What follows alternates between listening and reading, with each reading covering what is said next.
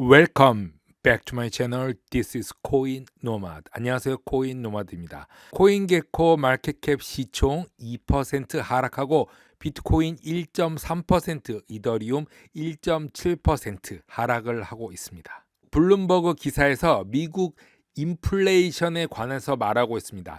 연봉 3억이 되지 않는 사람들은 이렇게 하라고 합니다. 미국인의 1.5%가 연봉 3억이 넘는다고 합니다.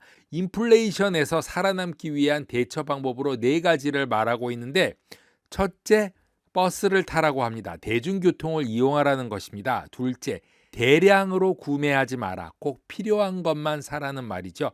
세 번째, 고기 대신에 콩을 먹으라고 합니다. 최근 북미에서 고기값이 엄청 올랐습니다. 캐나다에서는 삼겹살, 갈비도 이제 먹기 힘들게 되었습니다. 넷째, 아무도 이것이 좋다고 말하지는 않을 것이다 라고 합니다. 즉, 즐거운 일이 없어도 참고 살아라, 이런 말 같습니다. 일론 머스크도 오늘 중요하지 않은 듯 중요한 듯한 트윗을 올렸는데요.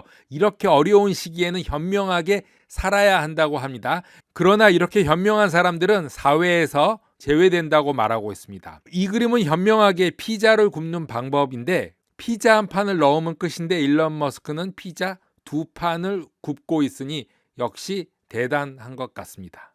피델리티의 크리스토퍼 티 레어는 리얼비전 라울 팔가의 인터뷰에서 크립토 산업이 1990년대의 상품 붐과 동일한 방식으로 진행되고 있다면서 사람들은 암호화폐가 실제 투자 가능한 클래스인지, 전통적인 분산 투자 포트폴리오에 포함되는지를 묻고 있는데, 이거는 20년 전에 상품에 대해 겪었던 똑같은 질문들이라고 말하고 있습니다.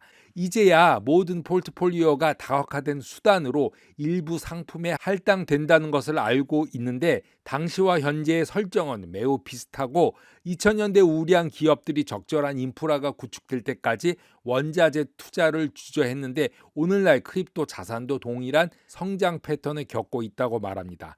대부분 포트폴리오는 상품에 대한 할당이 없었다고 2020년대 초반을 생각하고, 그런 후 기반이 마련되고 제도적 참여가 가능한 규제 시장의 접근 및 인프라 개발이라고 부르는 것들이 열리기 시작하는 것을 보았다고 말하면서, 과거와 지금을 비교해보면 디지털 자산이 있는 바로 이곳이라고 생각한다고 말하고 있습니다. 초기 산업에 수천억 달러의 가치의 자본이 쏟아 부어지기 전 상품을 멀리했고 2년의 침체 기간이 있었다고 강조하면서 암호화폐에도 같은 일이 일어날 수 있다고 말하고 있습니다. 그것은 2000년대부터 2002년까지 상품에 대한 기간 투자는 거의 없었고, 그 후에 2003년부터 2010년까지 8년 동안 약 4천억 달러가 유입이 되었다고 당시를 설명하고 있습니다.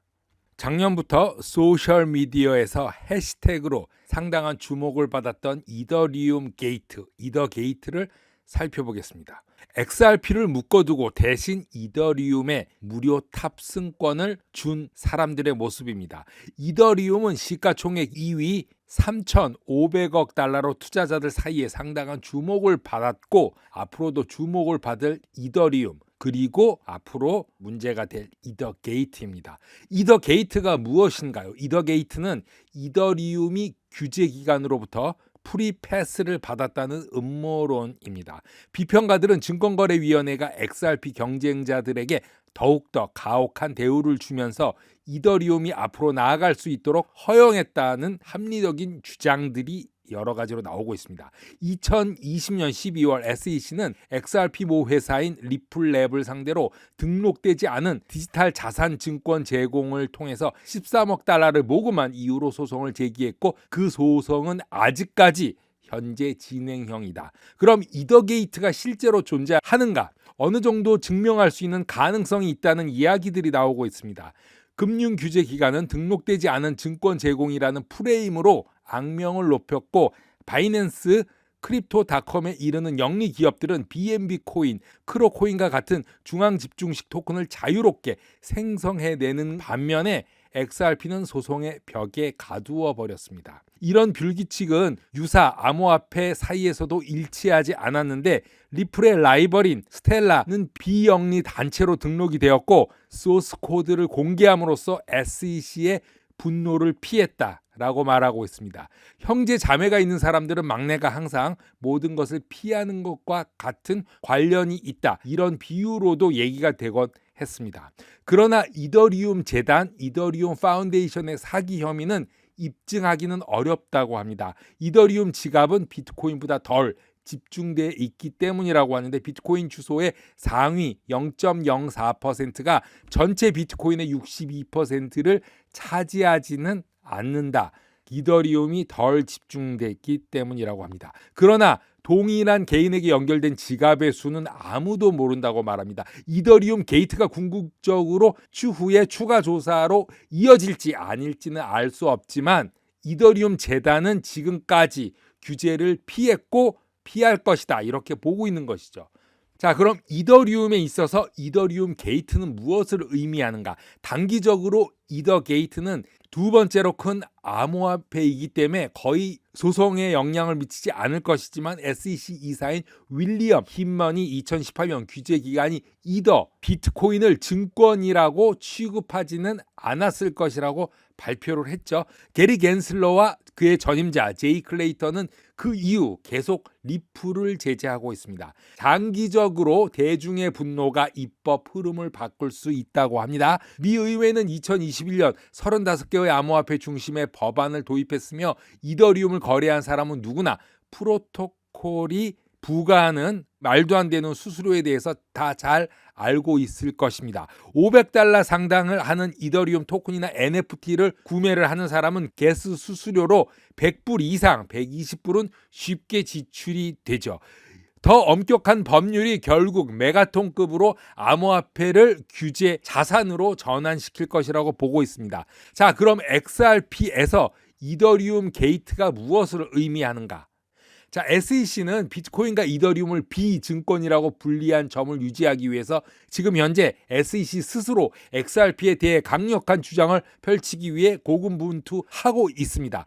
SEC의 변호사는 작년 초에 지나치게 기술적인 것을 원하지는 않지만 비트코인이 유가증권이 아니다. 이더리움이 유가증권이 아니다라고 단호하게 말한 적은 없다고 했습니다. 그럼 무엇이 증권이고 증권이 아닌지 주체도 헷갈리고 자신도 모르는 그 상태에 있는 것이 아닌가 생각마저 듭니다. SEC의 이런 시행 조치 부재로 인해서 XRP는 작년 다행스럽게 130% 증가하고 큰 회복에 이르렀죠.